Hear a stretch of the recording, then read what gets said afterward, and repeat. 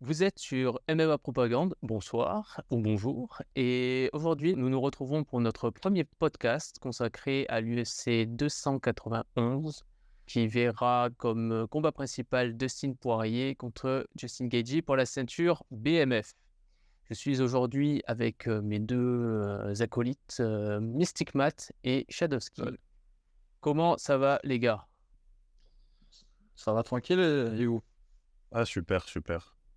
Ok, alors évidemment vous ne verrez pas Shadowski car c'est un personnage très secret, donc il fait très attention à son anonymat. Ok, donc on va commencer par le combat principal, Dustin Poirier contre Justin Gaethje. Combat en lightweight, bon, on présente les combattants mais vous les connaissez tous. Dustin Poirier, 34 ans, 29 victoires, 7 défaites, qui sort d'une victoire contre Michael Chandler, victoire au 3e round par soumission. Avant ça, il a perdu contre Charles Oliveira sur une soumission aussi au 3e round. Et ce qui lui fait un point commun avec Justin Gaethje, 34 ans, lui aussi, 24 victoires, 4 défaites, connu pour ses highlights, connu pour ses combats de fou furieux, disons, qui sort lui-même d'un combat qu'il a remporté à la décision contre Rafael Fiziev. Et avant ça, d'une défaite à la soumission contre Charles Oliveira. Gaethje a aussi affronté Chandler, qu'il a battu en 2021 à la décision. Poirier, son dernier combat, c'était en 2022, donc ça fait pas mal de temps déjà. Et Gaethje, son dernier combat, c'était en mars 2023. Mystic Matt, qui vois-tu gagner et pourquoi? Oui, donc moi je vois favori Dustin Poirier.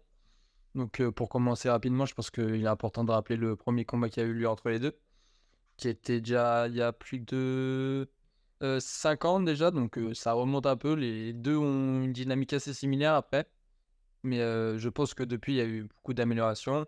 Et si on rappelle le combat, c'est une domination en boxe de Dustin Poirier. Gaethje fait la plupart de ses dégâts sur des low kicks qui auraient pu, si le combat avait duré un peu plus longtemps, vraiment avoir de l'impact dans le combat. Mais sinon, je pense vraiment sur la boxe anglaise, Poirier était une planète au-dessus, vraiment. En plus, il s'était ouvert au niveau de la paupière.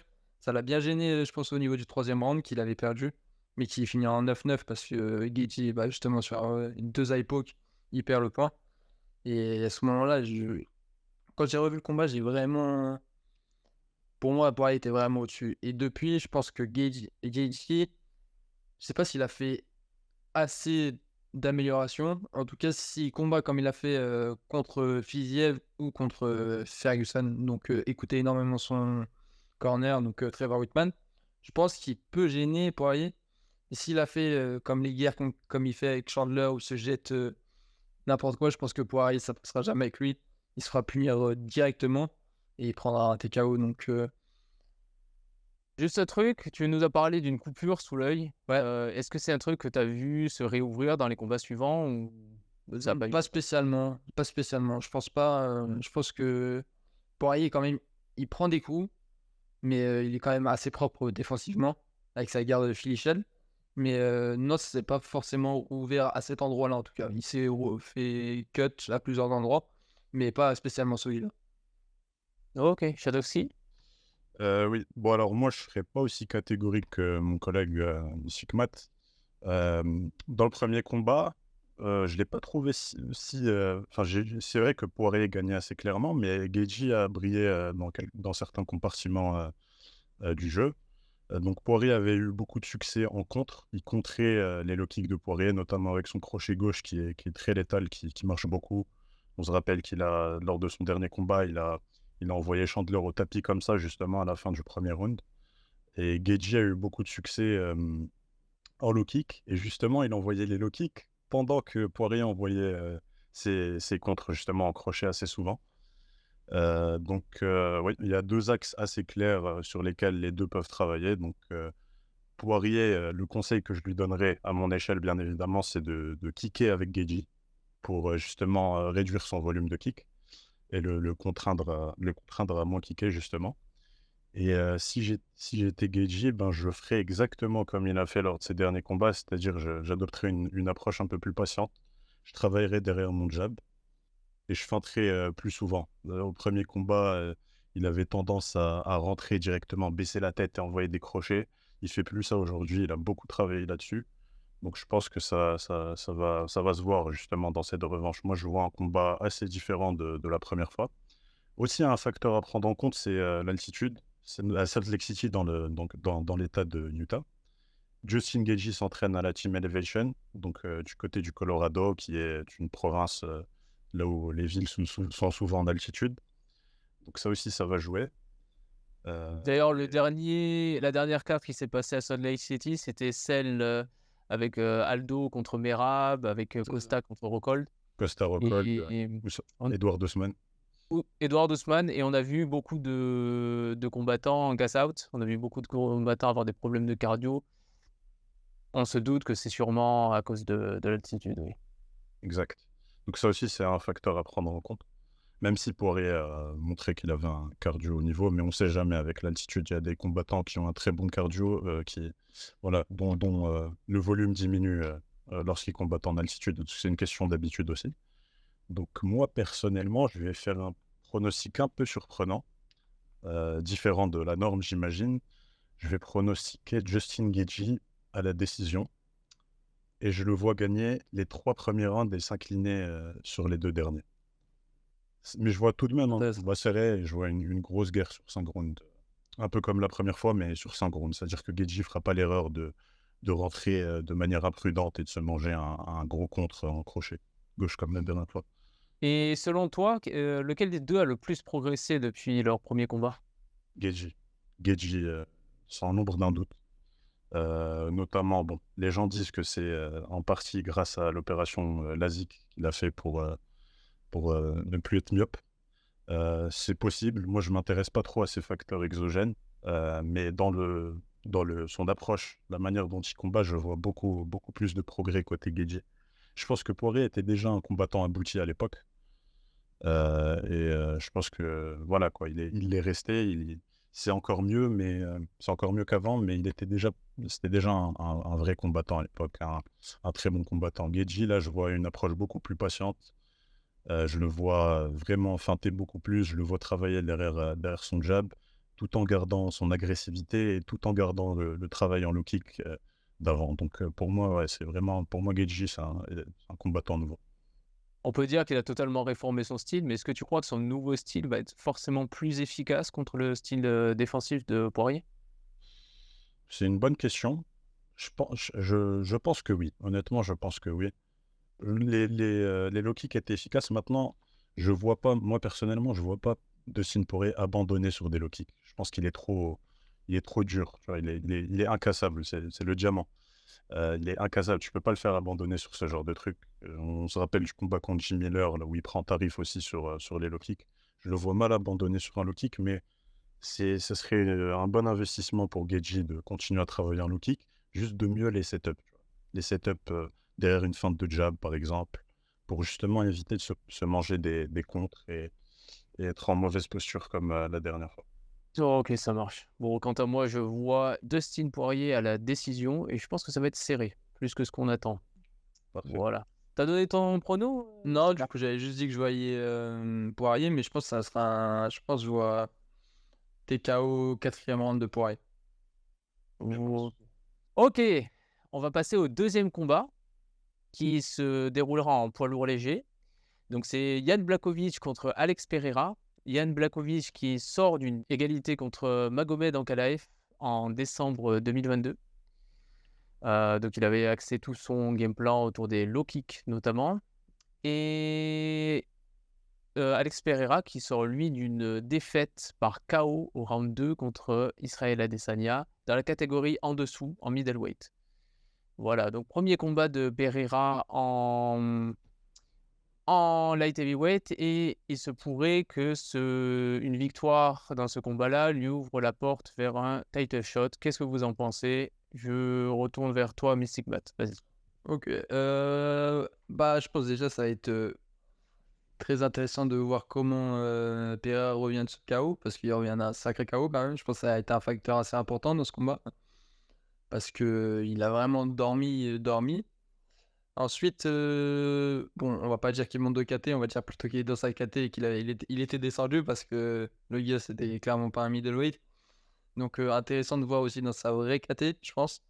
Parce que les combattants, ils sont, je pense, plus durs, et en préhension, ce sera beaucoup plus difficile pour lui si les adversaires veulent vraiment axer sur la préhension. Ce que je pense sera une bonne chose à faire pour Jan Blachowicz. Après, ensuite, je pense qu'il a un facteur X quand même. Pereira, c'est qu'il s'entraîne avec Glover Teixeira, donc quelqu'un qui vient de la même KT, qui était champion récemment dans cette KT, et en plus qui meilleur, je pense, meilleur en lutte que Jan Blachowicz, meilleur au sol que Mais qui a Jan Blachowicz. roulé. C'est ça, Qui a et roulé sur qui a soumis déjà Blachowicz. Donc après, on va pas comparer Blachowicz, pas comparer Glover et Pereira, mais en tout cas, il peut énormément s'inspirer. Je pense qu'on ne peut pas avoir meilleur sparring. Je pense que ça a joué énormément dans ce combat. Après, Blachowicz, je vois beaucoup de gens déjà sur Twitter qui veulent le Pereira contre Jiri, qui veulent ce combat qui pourrait être spectaculaire. Mais si je rappelle bien, Blachowicz, c'est le trouble fait. L'UFC voulait Adesanya double champion. Il a dit ce sera pas maintenant. Pareil, le combat Reyes-Blachowicz pour la ceinture. L'UFC, le plan, c'était de mettre Reyes champion, pas Blachowicz. Il a encore une fois ruiné les plans de l'UFC. Et je pense qu'il va encore ruiner les plans de l'UFC.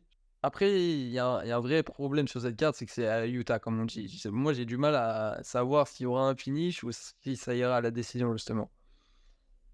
Mais je pense que si je donne mon prono et qu'on part sur une base où Blachowicz axe son combat sur l'appréhension, je pense qu'il reste debout, même si c'est un très bon striker, un très bon kickboxer. Pereira, c'est le level au-dessus.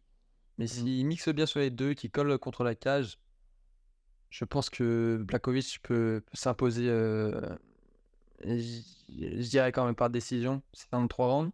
Je pense que Blachowicz est assez intelligent pour aller au bout des... Même s'il va se tester au début, je pense qu'il va faire un peu comme...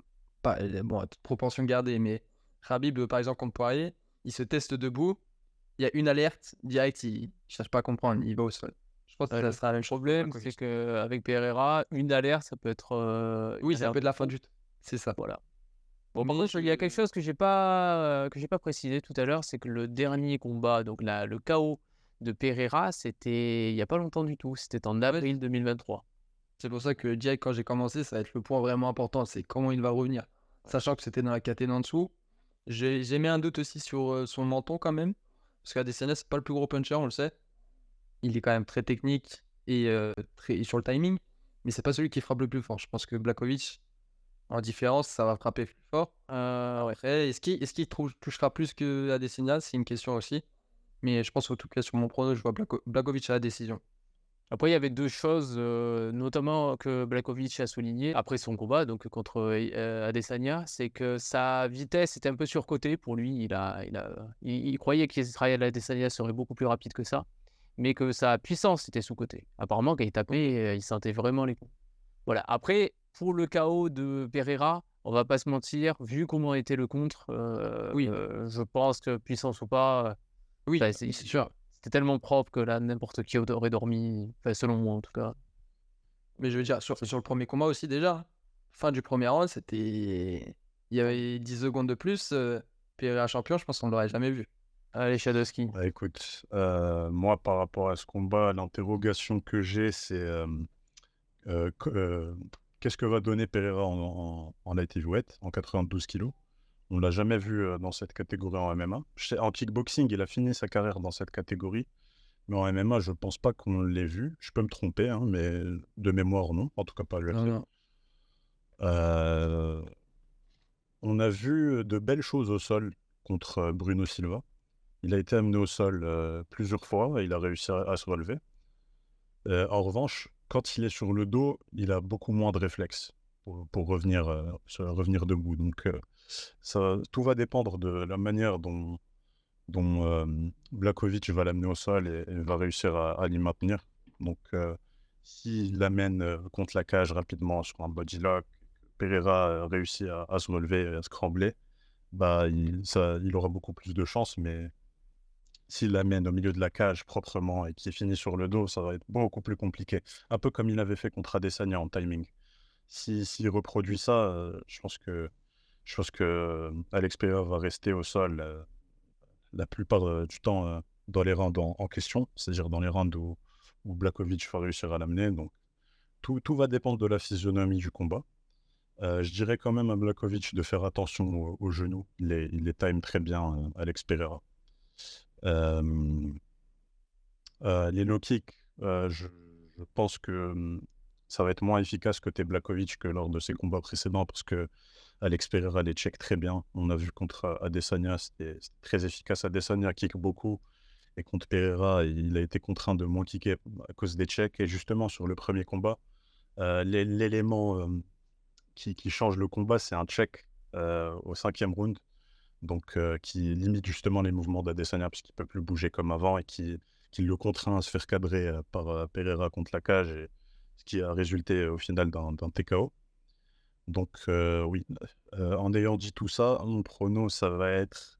Allez, je vais faire un prono différent de mon collègue Mystic Combat. Je vais dire décision d'Alex Pereira avec un 18 au 2e round. Je pense qu'il va... Bon, c'est une physionomie bizarre, mais je pense qu'il va perdre le premier round, qu'il va mettre un 18 au deuxième round parce qu'il y aura un knockdown, mais que Blachowicz va s'en sortir malgré tout en collant. Et peut-être en amenant Alex Pereira justement sur cette phase là où Alex Pereira va se précipiter, même si il nous a pas habitués à ça, mais je vois bien un 18 donc de Alex Pereira au 2e round et un 19 au 3e en contrôle, et qui reste à l'extérieur, jab au corps, il remonte en haut, comme ce qu'il fait d'habitude. Ok. Et de ce qu'on a vu de Pereira au sol, notamment, bon, on l'a pas beaucoup vu, mais contre Adesanya, mais aussi sur ses vidéos qu'il poste sur les réseaux, avec quand il tourne en grappling, etc. Tu penses qu'il a une chance de s'en sortir si ça allait au sol contre Blachowicz? Ça, ça dépend de la manière dont il va finir au sol. S'il finit sur le dos, pour moi, c'est foutu pour lui. Contre Adesanya, il avait fini sur le dos et il était resté bloqué là-bas. Il était resté bloqué tout le round au sol. Mais s'il se fait amener rapidement, par exemple, sur un trip contre la cage et qu'il se relève dans la foulée, il peut s'en sortir. Ouais. Tout dépend de la manière dont il va être amené au sol. Mais ouais, ça va pas être un combat évident pour Pereira. Moi, je donne Pereira, je crois en Pereira. Moi, je pense qu'il y a des choses à l'UFC qui relèvent de la prophétie. Il y a des choses qui doivent arriver. Il y a des combats qui devaient avoir l'outcome qu'ils ont eu. C'est-à-dire, par exemple, je donne un exemple. John Jones contre Cyril Gane, je suis persuadé que peu importe ce qui se passait, John Jones allait gagner ce soir-là parce que c'était écrit dans la prophétie, dans le livre du MMA, que John Jones devait être le champion des poids lourds. Et pareil pour Makhachev. C'était écrit dans le livre du MMA que Makhachev devait prendre la ceinture lightweight après que son ami d'enfance Khabib ait pris sa retraite. C'est la première fois que j'entends cette théorie, mais pourquoi pas? Mais elle est viable, tu vas voir. J'y crois. Et la théorie comme quoi Alex Pereira doit combattre pour le titre lourd léger peut être réelle elle aussi. Donc, Ok. on verra bien. Parce que Mystic Man, dans sa prophétie, il y a aussi le retour de Conor qui prend une 3e ceinture en Ouais. middleweight, Ouais, non, ça je peux pas certifier. middleweight, celle en welterweight, en lightweight. Ça, c'est les prophéties de Mystic Man. Ouais, c'est ma prophétie, c'est pas la prophétie du MMA. C'est ça. Ouais. Ok. Donc je vois l'idée. Ouais, je pense que c'est un prono assez rare, effectivement. T'aimes bien aller à contre-courant. Moi, pour ma part, je vois une décision de Blachowicz. Je vois une décision de Blachowicz qui va y aller en mode lutteur. Attention, j'aimerais faire une précision. Blachowicz, parfois il est intelligent, parfois il n'est pas beaucoup. Donc s'il vient, il n'a pas envie d'y aller à l'ego, il veut pas se frotter à Pereira debout comme a pu le faire Strickland, il y a beaucoup de chances pour qu'il gagne.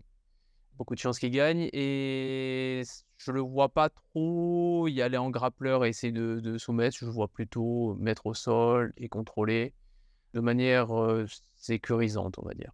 Voilà, C'est ça. donc c'est ce que je vois, une décision de Blachowicz. C'est ce qu'il devrait faire aussi. 3e combat qui se passera en mi-moyen. Stephen Thompson contre Michel Pereira. Michel Pereira, en mi-moyen, c'est incroyable. Donc mi-moyen, les poids welterweight en anglais. Stephen Thompson qui sort, d'une, victoire contre Kevin Holland. Un très beau combat d'ailleurs. TKO round, 4, donc c'était un arrêt du grandeur. Ça, c'était en décembre 2022. Avant ça, il s'est fait, lutter et il a perdu contre, Belal Muhammad et contre Gilbert Burns. Là, on entre sur, à nouveau un profil qu'il aime bien, striker, un peu fou d'ailleurs, celui-ci.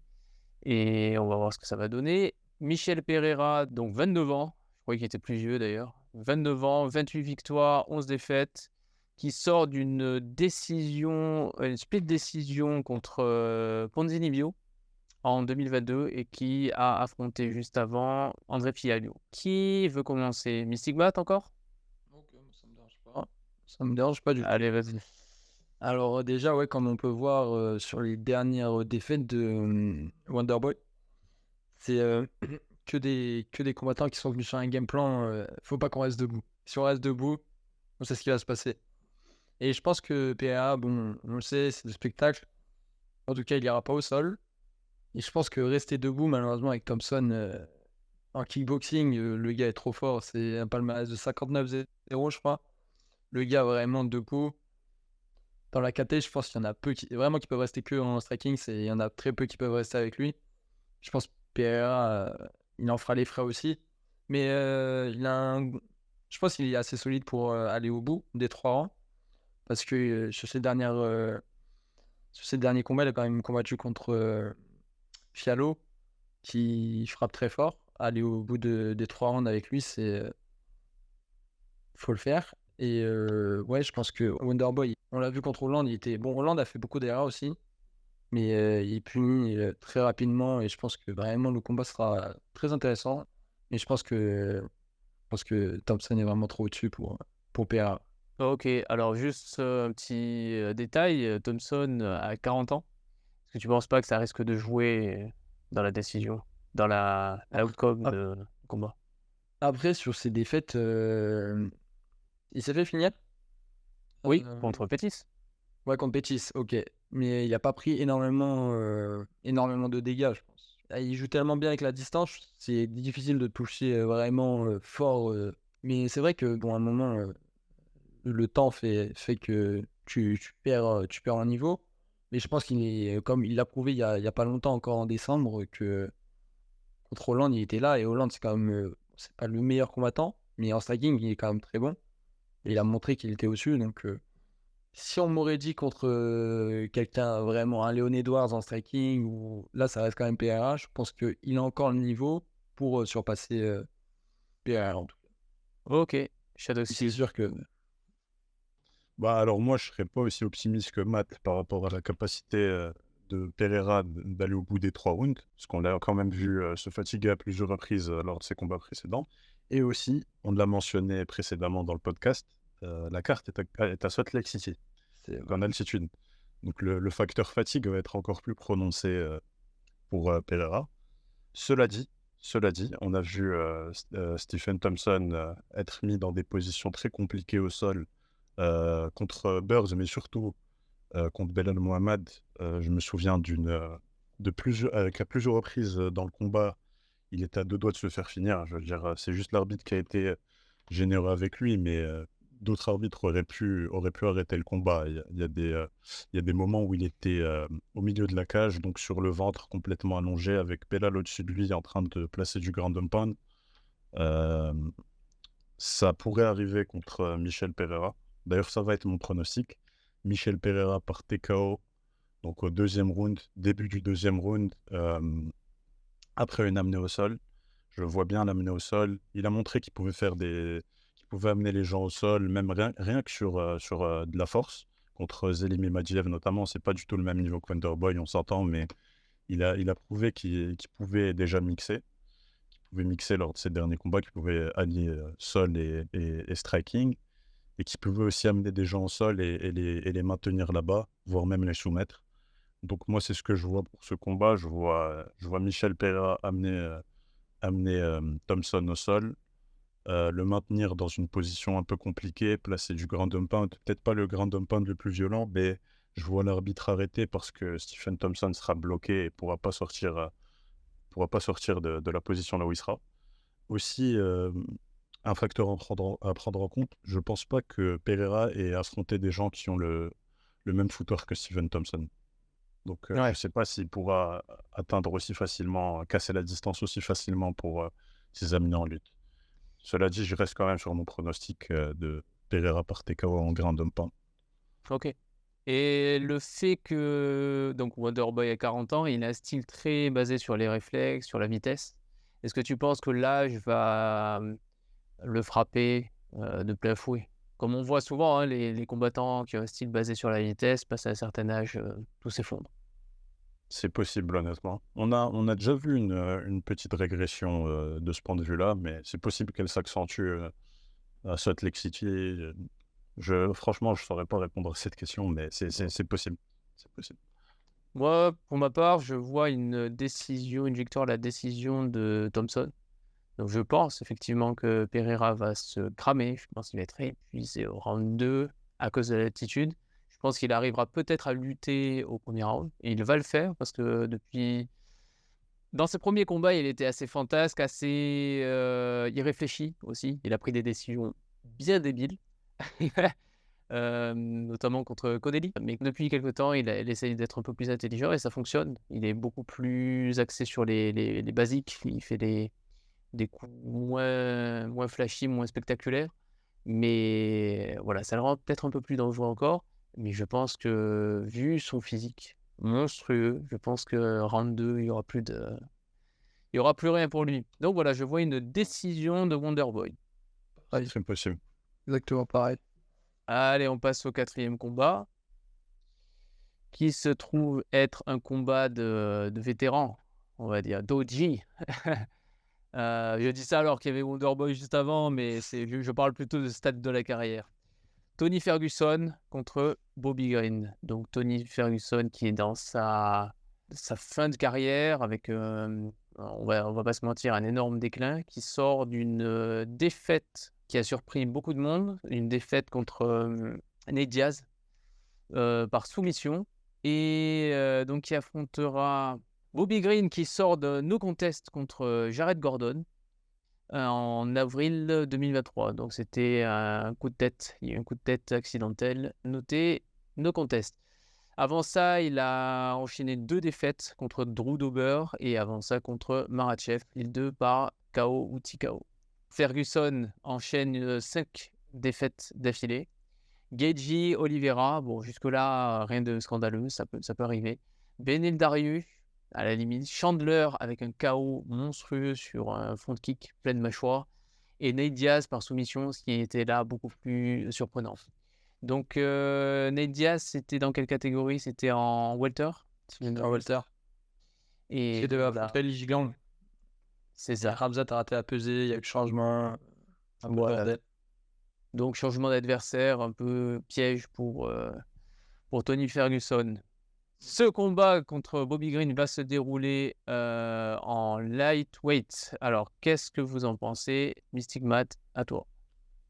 Bon, alors déjà, si on revient, on fait une petite référence à Shadowski juste avant. Si les livres du MMA sont bien écrits, Tony Ferguson ressort avec une victoire. Pour le bien du MMA, il faudrait qu'il ressorte avec une victoire. Bon, après, on va partir dans l'analyse. Je pense que ça va être très compliqué, mais ouais, comme on l'a dit, Bobby Green, c'est un très bon boxeur. Donc, je pense déjà je pense que le combat risque de rester debout, à moins que Ferguson décide de la ramener au sol. Mais Bobby Green a quand même un très bon footwork et une assez bonne takedown defense. Donc, si le combat va être amené au sol, et aussi je trouve que Ferguson a vraiment perdu sa vitesse, il manque, c'est plus même Ferguson, de toute façon on le voit, mais il est vraiment plus incisif, même sur les takedowns, tout ça. Je sais pas si vraiment il pourra faire quelque chose avec Bobby Green au sol. En tout cas, s'il parvient au sol, ça va être très compliqué pour Bobby Green. Mais il va falloir réussir à l'amener au sol. Après, si ça reste un combat au sol, Bobby Green, c'est un sale match-up. Il est très... En boxe, c'est compliqué quand même. Je pense que Ferguson, avec l'âge, il a pris un méchant KO. Après, il l'a pris ça va, il a pris du temps cette fois pour revenir. On se rappelle que sur plusieurs de ses combats, il prenait, les combats 3 mois à la suite, alors que bon, fallait se calmer et réfléchir correctement.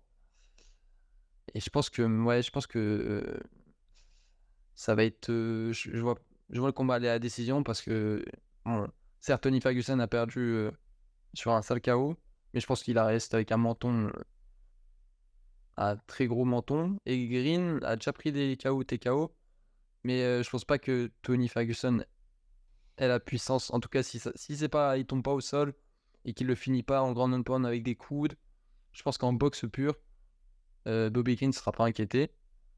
Et malheureusement, ce que je vais dire, ça me fait pas plaisir, mais je pense que Bobby Green va s'imposer par décision unanime. Je sais pas si c'est un bon match-up pour revenir, mais Bobby Green, ouais, non, je pense qu'il va s'imposer Ferguson, malheureusement. J'espère qu'il gagne et qu'il parte, mais je pense que ce sera encore une énième défaite. Ok, Shadowski. Bon, alors, j'ai fait des pronos assez risqués jusqu'à présent, mais je vais être contraint de rejoindre Mystic Mac sur ce combat. Donc pareil, je vois une décision de Bobby Green. Je pense que le style de Bobby Green est fait pour combattre des combattants en pression. Bobby Green, c'est souvent quelqu'un qui boxe en reculant, qui laisse son adversaire venir à lui, qui choisit de le contrer, qui défend très bien les amenés au sol, même si je vois pas Tony Ferguson tenter une amenée au sol, il en tente que très rarement. Et la dernière fois qu'il en a tenté une, ça s'est mal fini.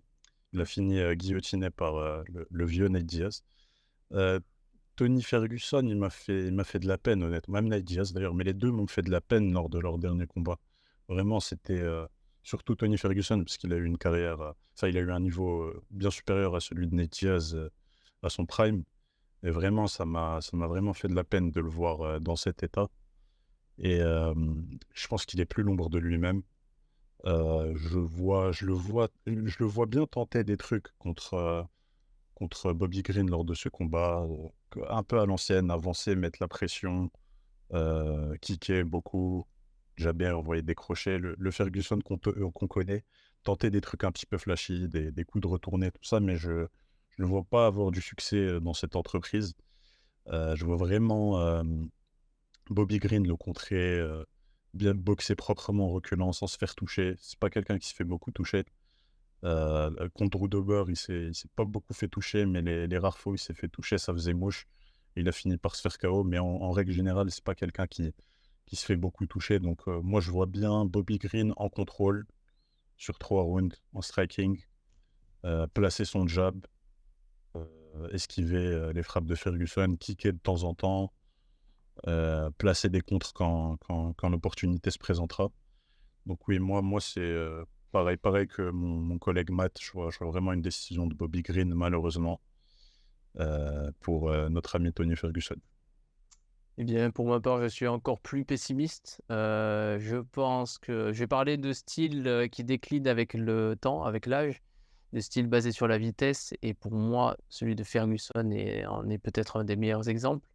Depuis le combat contre Pettis, je vois un déclin au niveau de la vitesse. Donc Pettis, c'était après un long arrêt à cause d'une blessure. Et depuis, j'ai l'impression qu'il perd à chaque fois en vitesse. Et là, contre Nidia, c'était catastrophique. Je n'ai pas reconnu le combattant. Peut-être que c'était le fait d'être en welterweight, mais je pense pas. Je pense que c'est juste l'âge. Beaucoup moins réactif, beaucoup moins rapide. Et j'ai aussi eu l'impression qu'il était un peu créatif des coups, ce qui est super bizarre à dire connaissant Tony Ferguson. Mais sur son dernier combat, je pense qu'il a dû prendre trop de dégâts et là, il commence à sentir que c'est sa santé qui est en jeu. Voilà, je pense que ça va très mal se passer pour lui et je le vois perdre par TKO. Je le vois se faire, pas dominer, mais il va se faire piéger par le style bizarre de Green, qui est beaucoup plus frais quand même physiquement, je pense. Voilà. Et c'est malheureux parce que le livre du MMA va devoir noter ça. Je pense qu'on va avoir une série de 6 défaites pour Tony Ferguson. Ok, on passe à notre 5e combat. Michael Chiesa contre Kevin Holland. Michael Chiesa, 35 ans, 16 victoires pour 6 défaites. sort de 2 défaites contre Vicente Luque en 2021, en août 2021, qu'il a perdu par soumission au premier round, et une décision perdue contre Sean Brady en novembre 2021. Voilà. Pour Michael Chiesa, Kevin Holland, qui lui a 30 ans, donc qui est plus jeune, qui a 24 victoires et 9 défaites, qui sort d'une victoire par KO au round 3 contre Ponzinibbio, et qui avant ça avait enchaîné 2 défaites, une contre Stephen Thompson, donc on en a parlé tout à l'heure, par arrêt du corner, et une défaite par soumission contre Ramzat, les 2 défaites étant en 2022. Voilà, je te laisse commencer, Mystic Matt, c'est parti. Le combat se déroulera en welterweight. C'est ça. Bon, j'ai pas envie de dire que je suis un hater de Chiesa, mais c'est pas le combattant que j'apprécie le plus. Alors, pour commencer, ouais, ça va être juste, il y a une petite stat aussi. Depuis 2018, Hollande a fait 18 combats. Et depuis 2013, Chiesa a fait que 17 combats. Donc, ça montre quelque chose, l'inactivité de Chiesa. Et je pense que Hollande, du coup, ça lui permet pas d'évoluer, mais il permet de se tester contre plusieurs profils de combattants. Et en plus, il change de catégorie, donc il permet de se tester et voir là où il a des vraies faiblesses. Donc, on connaît tous la lutte et le sol, mais avec un assez bon sol. Je pense que le combat, ça va être un combat de style. De toute façon, c'est vraiment le striker contre le gars qui est fort au sol. La vraie question, c'est est-ce que Chiesa va réussir à amener le combat au sol? Parce que si ça reste debout, je pense que ça risque d'être une boucherie. Clairement, je pense que Hollande va lui en faire voir de toutes les couleurs. Et après, même au sol, je pense que si Chiesa a réussi à emmener au sol Hollande, je pense qu'il peut quand même réussir à survivre et ne pas se faire soumettre. Et s'il est même très fort, il réussit à sur l'amener au sol, faire un scramble et se relever, parce qu'on a vu que contre Ramzat, qui est très fort en lutte, il n'a pas réussi à s'en sortir, mais il a essayé de se débattre et c'était pas passé loin. Donc je pense face à Chiesa, qui a un physique bien moindre que Ramzat, il peut potentiellement s'en sortir avec un scramble. Après, il y a aussi, il faudra prendre en compte que c'est à Utah, donc je pense que les deux ont un assez bon cardio quand même. Ils vont souvent, enfin en tout cas Chiesa, souvent à la décision aussi, c'est pas une victoire par soumission. Je pense que Hollande va s'imposer. Je pense même qu'il va finir Chiesa. Je pense qu'il va le finir. Je pense il va le drop. TKO au 3e round, je pense. Ouais, fin du 3e round, limite c'est une décision. Il aura bien dominé. Je pense qu'il va prendre 19 et 19 les 2 premiers rounds. Et après, il aura un petit finish, je pense. Ok, ça marche. Shadowski, c'est ton Moi, point. je suis assez d'accord avec Matt.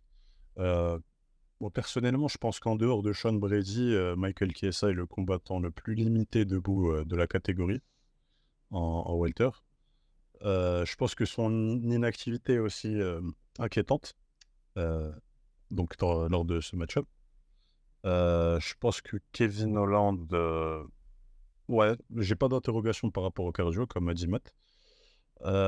Niveau physionomie du combat, je vois bien Michael Chiesa gagner le premier en réussissant une amenée au sol, en y maintenant Kevin Holland. Je vois bien Kevin Holland tenter des trucs sur le dos au premier round sans succès. Ensuite, je vois bien Kevin Holland prendre le dessus sur les deux rounds d'après. Les 2 rounds d'après, le surprendre, un peu comme contre Ponzinibbio, le surprendre au 3e sur un crochet, parce qu'il a quand même une grosse allonge. Ses adversaires se font souvent surprendre par ça quand ils essayent de sortir de son range. Ils laissent toujours un petit centimètre ou deux et ils se font clipper justement sur ce genre de truc. Donc moi, je vois bien un finish de Kevin Holland, milieu 3e. Et ouais, je le vois bien enfin intégrer le top 15 des welterweight. Mais cela dit, ça m'étonnerait pas qu'il reste au sol, quoi, comme on l'a vu dans certains combats, qu'il ait une certaine suffisance au sol et enfin, je veux dire, qu'il reste au sol, qu'il essaye pas de se relever, qu'il soit pas pressé de revenir debout et qu'il perde des rounds sur ça.